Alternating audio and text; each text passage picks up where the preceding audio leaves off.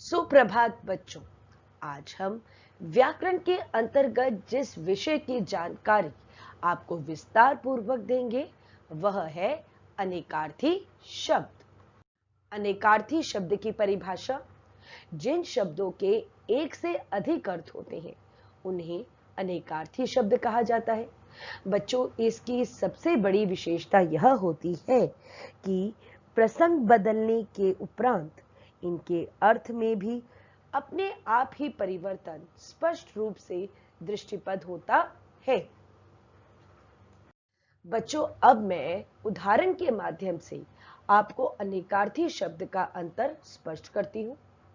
यहाँ पर हमारा मूल शब्द है हार, और अगर मैं यहाँ कहती हूँ कि माँ आज बाजार से एक फूलों का हार लाई, तो यहाँ पर हार का अर्थ है माला, जो माँ के द्वारा बाजार से लाई गई है।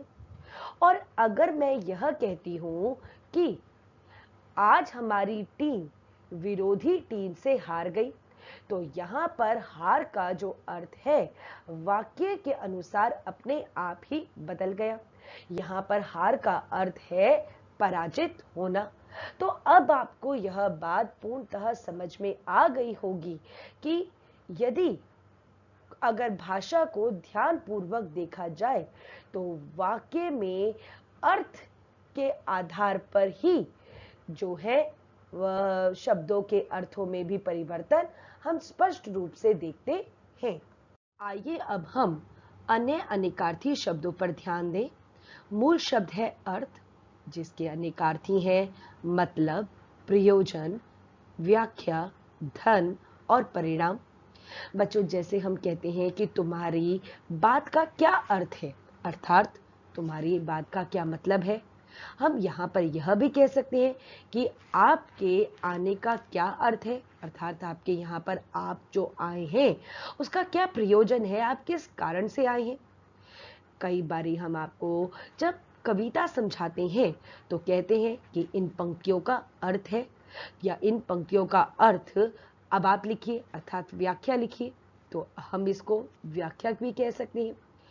साथ ही साथ अर्थ का अर्थ धन के लिए भी प्रयोग किया जाता है कि आज मेरा बहुत सा अर्थ व्यर्थ में चला गया, अर्थात आज मेरा बहुत सा धन जो है वो व्यर्थ के कामों में चला गया। और तो और अर्थ का प्रयोग हम परिणाम के स्वरूप भी कर सकते हैं। बच्चों, यहाँ पर मूल शब्द है अक्षर, जिसका अर्थ है मोक्ष, ब्रह्मा, शिव, वर्ण और सत्य।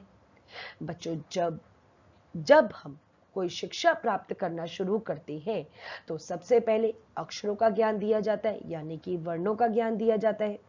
और साथ ही साथ अक्षर जो है वो ब्रह्मा और शिव के भी रूप माने जाते हैं। साथ ही साथ अक्षर की प्राप्ति हेतु ही बहुत से तपस्वी वनों में तपस्या कर रहे हैं, अर्थात सत्य की प्राप्ति हेतु या मोक्ष की प्राप्ति हेतु ही बहुत से तपस्वी जो है वो वनों में तपस्या कर रहे हैं।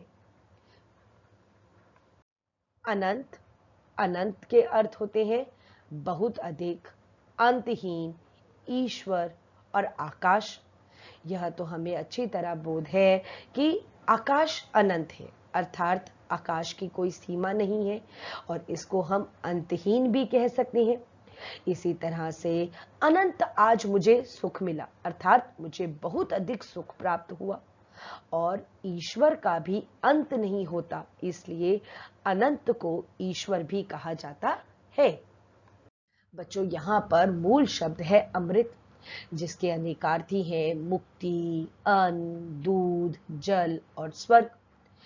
अमृत की प्राप्ति हेतु गांधी जी ने बहुत से आंदोलन शुरू किए, अर्थात कि मुक्ति की प्राप्ति हेतु गांधी जी ने बहुत से आंदोलन चलाए। एक वृद्धा, एक हीन व्यक्ति अमृत पाकर अत्यधिक प्रसन्न हुआ, अर्थात कि एक वृद्धा या एक गरीब औरत जो है वो अन्न पाकर बहुत ही खुश हुई। जन्म के उपरांत शिशु ने अमृत ग्रहण किया, अर्थात जन्म के बाद एक बच्चे ने जो है दूध लिया, दूध पिया। और तो और एक व्यक्ति को दिन में 5 से 6 लीटर अमृत पीना चाहिए। अर्थात एक व्यक्ति को दिन में कम से कम 5 से 6 लीटर पानी पीना चाहिए या जल ग्रहण करना चाहिए। और तो और यदि अगर मैं ये कहूं कि एक व्यक्ति ने अपनी सारी जो दौलत है, सुख और अपनी संपत्ति है, वह अमृत की प्राप्ति हेतु दान कर दी। अर्थात एक व्यक्ति ने स्वर्ग की प्राप्ति हेतु अपनी सारी दौलत जो है वह दान कर दी। बच्चों, यहाँ पर मूल शब्द है आराम, जिसके अनेकार्थी है सुविधा, विश्राम, बगीचा और राहत। एक माता पिता अपने बच्चों को आराम देने हेतु दिन रात मेहनत करते हैं। अर्थात बच्चों को सुविधा देने हेतु माता पिता जो है वो दिन रात मेहनत करते हैं। आप थोड़ी देर आराम कर लीजिए, बहुत कार्य कर चुके हो। अर्थात आप थोड़ी देर विश्राम कर लीजिए, आप बहुत मेहनत कर चुके हैं। इस आराम को देखकर मेरी आंखें फटी की फटी रह गई। अर्थात मेरी आंखें खुली की खुली रह गई। यह बगीचा इतना सुंदर है। जब कोई बाढ़ग्रस्त या कोई आपदाग्रस्त क्षेत्र होता है और वहां पर आराम हेतु कुछ सुविधाएं पहुंचाई जाती हैं, तो कहा जाता है कि राहत सामग्री अर्थात आराम सामग्री जो है वो वहां पर पहुंचाई जा रही है। कर के अनेकार्थी शब्द है क्रिया का रूप, हाथ, टैक्स, किरण और सूंड। बच्चों, कोई भी जब हम कार्य करते हैं तो हम उसको कर कहते हैं। अपने हाथ को अर्थात वह महत्वपूर्ण शरीर का अंग जिसके द्वारा कोई भी क्रिया संभव होती है उसे कर कहा जाता है। सरकार के द्वारा जब हमें कोई सुविधा दी जाती है तो उस पर टैक्स लगाया जाता है अर्थात कर लगाया जाता है, जो प्रत्येक भारतीय को देना अत्यधिक आवश्यक है। कर जब पृथ्वी पर पड़ी तो चारों ओर उजियाला हो गया।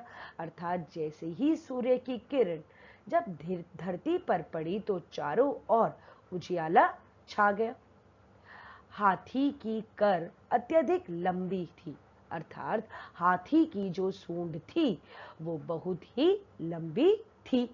तो यहां पर आपने देखा कि कर शब्द तो एक है, लेकिन वाक्य में जब इसे प्रयोग अलग अलग स्थान पर किया गया तो उसका रूप जो था वह बदल गया। बच्चों, मूल शब्द है अंक, जिसके अनेकार्थी हैं गोद, संख्या या नाटक का खंड या भाग। जब एक शिशु अपनी मां के अंक में सोता है तो वह निश्चिंत सोता है। अर्थात मां की गोद में जब सोता है शिशु तो उसे कोई भी डर नहीं होता। आज मुझे परीक्षा में अच्छे अंक मिले। और तो और जब हम नाटक देखते हैं तो हम कहते हैं नाटक का एक अंक खत्म हो गया। अर्थात नाटक का एक भाग या एक खंड जो है वो समाप्त हो गया है। बच्चों, यहाँ मूल शब्द है अज, जिसके अनेकार्थी हैं बकरा, ब्रह्मा और ईश्वर। आज मंदिर के प्रांगण में अज की बलि दी गई, यानी कि बकरे की बलि दी गई। अज ने ही इस सृष्टि का निर्माण किया है, ब्रह्मा ने इस सृष्टि को बनाया है। अज चारों ओर व्याप्त है। अर्थात ईश्वर जो है वो सिर्फ मंदिर और मस्जिद में नहीं, चारों ओर जहां वायु है उसी तरह ईश्वर भी चारों ओर व्याप्त है। अरुण के अनेकार्थी हैं लाल, बाल रवि और सूर्य का सारथी। जैसे हम कह सकते हैं कि अरुण रंग के कण हमारे शरीर को ऊर्जा प्रदान करते हैं। अर्थात जो लाल रंग के कण होते हैं वह हमारे शरीर को ऊर्जा प्रदान करने में सहायक होते हैं। अरुण का रूप देखकर हनुमान भी मोहित हो गए। अर्थात रवि का, सूर्य का बाल रूप देखकर हनुमान जो थे वो उन पर मोहित हो गए थे। यहाँ तक कि यह भी कहा जाता है कि अरुण रथ कला में अत्यंत ही निपुण थे, अर्थात जो सूर्य के सारथी थे वो रथ कला में अर्थात रथ को चलाने की कला में अत्यंत ही निपुण थे। काम के अनेकार्थी हैं कार्य, कामदेव और रोजगार। बच्चों, जब हम पूरा दिन कार्य करते हैं तो हम कहते हैं आज मैंने बहुत सा काम किया या बहुत सा कार्य किया। अपनी इच्छा की प्राप्ति हेतु, इच्छा की पूर्ति हेतु मैंने काम ईश्वर की पूजा की, अर्थात अपनी इच्छा की, अपनी अभिलाषा की पूर्ति हेतु मैंने कामदेव की पूजा की। प्रत्येक वर्ष गांव से शहरों की ओर मजदूरों का पलायन होता है, अर्थात गांव से बहुत से मजदूर जो है वो शहर की ओर आते हैं अपने रोजगार की तलाश में। तो यहाँ पर काम शब्द तो एक है लेकिन वह भी बहुत से अर्थों को स्पष्ट कर रहा है। बच्चों, काल का अर्थ होता है समय, मृत्यु और यमराज।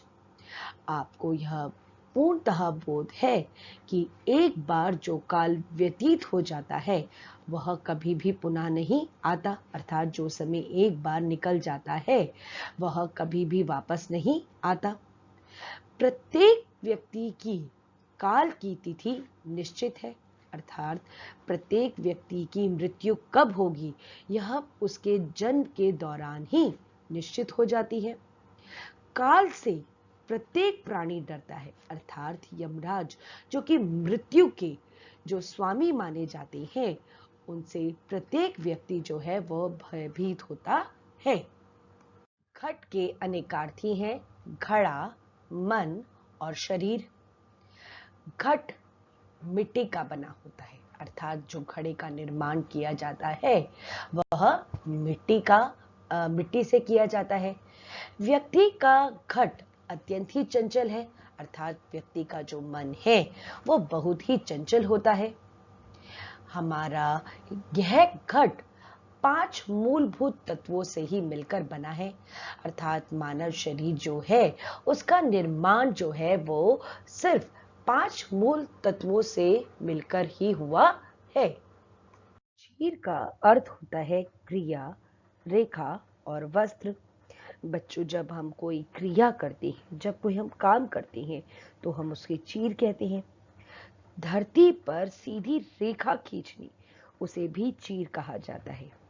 एक ऐसा वस्त्र जिसकी लंबाई अधिक है लेकिन जिसकी चौड़ाई कम है तो उसे चीर कहा जाता है, जैसे कि साड़ी।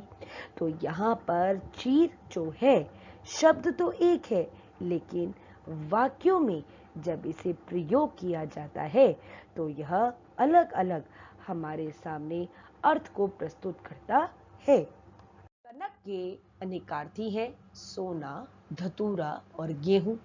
बच्चों, कनक एक ऐसी धातु होती है जो कि अत्यंत ही बहुमूल्य होती है और तो और उसके बने हुए जेवर भी अत्यंत ही कीमती होते हैं। तो हम कहते हैं कि मेरी माँ के पास अत्यंत ही सुंदर कनक के बने हुए जेवर हैं। कनक को धतूरा भी कहा जाता है, एक ऐसा पदार्थ जिसको ग्रहण करने से बुद्धि जो है वो बोहरा जाती है, अर्थात चकरा जाती है। कनक की लहराती हुई फसल देखकर किसान का मन अत्यंत ही खुशी से झूमने लगा, यानी कि गेहूं की लहराती हुई फसल को देखकर जो किसान है वह अत्यंत ही प्रसन्न हो गया। अली के अनेकार्थक है भंवरा, सखी और कोयल। बच्चों, वसंत ऋतु में जब फूलों की सुगंध बगीचे में जब उपवन में फैल जाती है तो भंवरे अपना मधुर संगीत देकर वसंत का स्वागत करते हैं, तो वह काला कीट अली कहलाता है। मुझे अपनी अली से बात करना बहुत पसंद है, यानी कि मुझे अपनी सखी से बात करना बहुत पसंद है। अली की मीठी वाणी प्रत्येक व्यक्ति का मन मोह लेती है, यानी कि कोयल की जो मीठी वाणी होती है वह प्रत्येक व्यक्ति के मन को मोह लेती है। अन्य अनेकार्थक शब्द धवल, श्वेत, सुंदर, उत्तम बैल, कपूर। बच्चों, धवल का अर्थ होता है निर्मल या उज्जवल, लेकिन इसके अन्य भी अर्थ होते हैं, जैसे श्वेत यानी कि सफेद। मैं अगर इसका वाक्य में प्रयोग करूं तो मैं यह कह सकती हूँ कि धवल रंग शांति का प्रतीक है, अर्थात श्वेत रंग जो है वो शांति का प्रतीक है।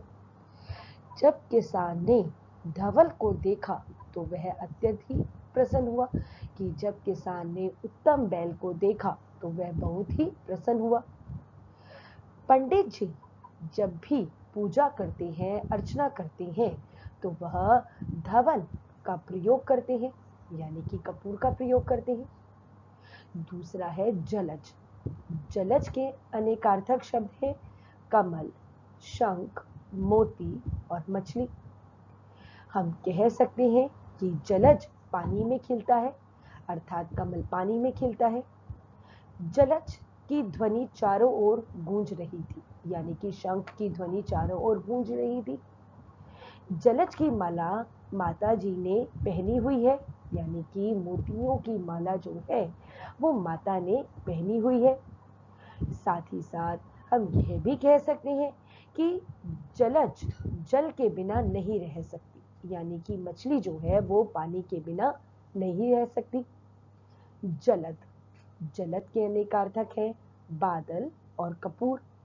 जलद का अर्थ होता है जल से भरा हुआ, यानी कि जलद को देखकर किसान अत्यधिक प्रसन्न हुआ। जब भरे हुए पानी के बादलों को जब किसान देखता है, उसे पता चलता है कि इसके द्वारा जो धरती की प्यास बुझने वाली है, तो वह बहुत ही प्रसन्न होता है।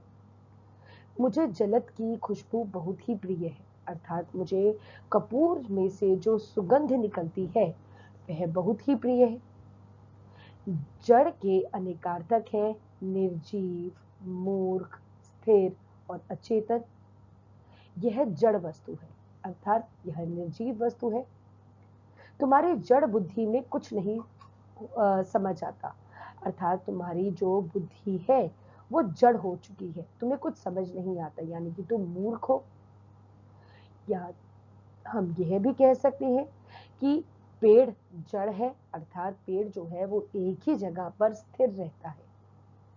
और तो और हम जो व्यक्ति अचेतन होता है, अर्थात मूर्छित होता है, हम उसको भी जड़ कह सकते हैं। धन के अनेकार्थक हैं घना, बादल, भारी और हथौड़ा। हम कह सकते हैं कि धन कोहरे की चादर चारों ओर फैली हुई थी शीतकाल में, यानी कि शीतकाल मौसम में जो घने कोहरे की चादर चारों ओर फैली हुई थी, जिसके कारण आवागमन में अत्यंत ही कठिनाई हो रही थी। धन को देखते ही मोर ने नृत्य करना शुरू कर दिया, यानी कि बादलों को देखते ही मोर ने नृत्य करना शुरू कर दिया या प्रस्तुत कर किया। हम यह भी कह सकते हैं कि यह बहुत ही धन है, यानी कि यह बहुत ही भारी वस्तु है। धन की एक चोट ने लोहार का बहुत सा कार्य सरल कर दिया, यानी कि हथौड़े की एक चोट ने लोहार का बहुत सा कार्य जो था, जो बड़ी कठिनाई से पहले होता था, अब वह बहुत ही सरल हो गया है। गुरु के अनेकार्थक हैं बड़ा, शिक्षक, भारी और बृहस्पति। बच्चों, जो व्यक्ति हमसे बड़ा होता है, जो हमसे उम्र में बड़ा होता है, आयु में बड़ा होता है, हम उसको गुरु कहते हैं। और तो और जो व्यक्ति हमें शिक्षा देता है जीवन के सही और गलत का, जो हमें चुनाव करने में हमारे लिए एक महत्वपूर्ण भूमिका का निर्वाह करता है, तो हम उसे गुरु कहते हैं। आपको यह भी बोध है कि बृहस्पति जो है वो एक दिनों के नामों में से एक नाम है, और इसका अन्य नाम है गुरुवार भी। गौ के अनेकार्थक हैं गायें, पृथ्वी, वाणी और स्वर्ग। हम कह सकते हैं कि गौ का दुग्ध अत्यधिक गुणकारी है, यानी कि गाय का जो दूध होता है वह बहुत ही गुणकारी होता है, जिससे शरीर स्वस्थ रहता है। गौ जो है वह मनुष्य का पालन पोषण करती है, यानी कि पृथ्वी जो है वह मनुष्य का पालन पोषण करती है। उसकी गौ अत्यंत ही मधुर है, यानी कि उसकी वाणी जो है वह बहुत ही मधुर है। गौ को स्वर्ग भी कहा जाता है। गुण के अनेकार्थक हैं स्वभाव, विशेषता, रस्सी और शील। बच्चों, जब हम कहते हैं कि उसका गुण बहुत ही सरल है, यानी कि उसका जो व्यक्ति का जो स्वभाव है वह बहुत ही सरल है, उसमें बहुत से गुण हैं, यानी कि उसकी यह विशेषता है कि उसकी विशेषता के बारे में यहाँ पर बताया जा रहा है कि उसकी विशेषता है कि वह विनम्र है, सरल है, सौम्य है, या फिर वह खट्टा है, मीठा है। तो जब भी हम किसी की विशेषता के बताते हैं तो हम कहते हैं कि उसमें यह गुण है। रस्सी यानी कि गुण जूट से बनी होती है, यह बहुत ही मजबूत है। रस्सी बहुत मजबूत है, यह गुण बहुत ही मजबूत है। तो शील भी जो है वह गुण का ही एक अनेकार्थक शब्द है। अब यहाँ पर आपको यह बोध हो गया है कि शब्द तो एक है, लेकिन वाक्य के आधार पर उनके अर्थ जो हैं वह बहुत ही भिन्न हो रहे हैं। ग्रहण के अनेकार्थक शब्द हैं सूर्य और चंद्र ग्रहण, लेना और कृष्ण पक्ष। बच्चों, आपको यह हम बता दें कि जब पृथ्वी और सूर्य के बीच में चंद्रमा आ जाता है तब सूर्य ग्रहण लग जाता है, और इसी के विपरीत जब चंद्रमा और पृथ्वी के बीच में सूर्य आ जाता है तो चंद्र ग्रहण लग जाता है। ग्रहण का दूसरा अर्थ होता है लेना, अर्थात किसी भी व्यक्ति से कोई वस्तु प्राप्त कर लेना, उसे स्वीकार कर लेना। जैसे एकलव्य ने जब अपना अंगूठा द्रोणाचार्य को गुरु दक्षिणा के रूप में दिया तो गुरु द्रोणाचार्य ने उसे ग्रहण कर लिया। कृष्ण पक्ष। बच्चों, आपको यह बता दें कि हिंदी तिथि के अनुसार पूर्ण महीने को 30 दिनों में बांटा गया है, और जब चंद्र की कलाएं अर्थात जो चंद्र का आकार जो होता है वह बढ़ते से घटते की क्रम में जाता है तो यह पक्ष कृष्ण पक्ष कहलाता है। अर्क। अर्क का अर्थ होता है सूर्य, रस और आग का पौधा। बच्चों, आग एक ऐसा पौधा है जिसे हम रक्षा कवच कहते हैं। यह एक बड़ा ही गुणकारी पौधा है। अपेक्षा। अपेक्षा के अनेकार्थक है आशा, आवश्यकता, इच्छा और तुलना। प्रत्येक जो बड़ा व्यक्ति होता है वो अपने छोटों से आशा रखता है कि वह उसका आदर और सम्मान करे। अपेक्षा का अर्थ होता है आवश्यकता, जिससे मनुष्य की जरूरत का बोध होता है। हम इच्छा को भी अनेकार्थक कह सकते हैं अपेक्षा का। और तो और जब हम तुलना करते हैं, यदि अगर मैं यह कहती हूँ कि रिधिमा की अपेक्षा मधुरिमा मीठा गाती है तो यहाँ पर अपेक्षा का अर्थ तुलना से किया जा रहा है। आखिरी है आपका कर्ण। कर्ण के अनेकार्थक है कान और कुंती का पुत्र। कान जो कि एक शरीर का महत्वपूर्ण अंग है, जिसके द्वारा मनुष्य दूसरे व्यक्ति की बातों को आसानी से सुनता है। और तो और आप लोगों ने दानवीर कर्ण के बारे में भी सुना हुआ है। कुंती के ज्येष्ठ पुत्र को कर्ण कहा जाता था। बच्चों, अब आप इन सभी अनेकार्थक शब्दों को ध्यानपूर्वक कंठस्थ करेंगे।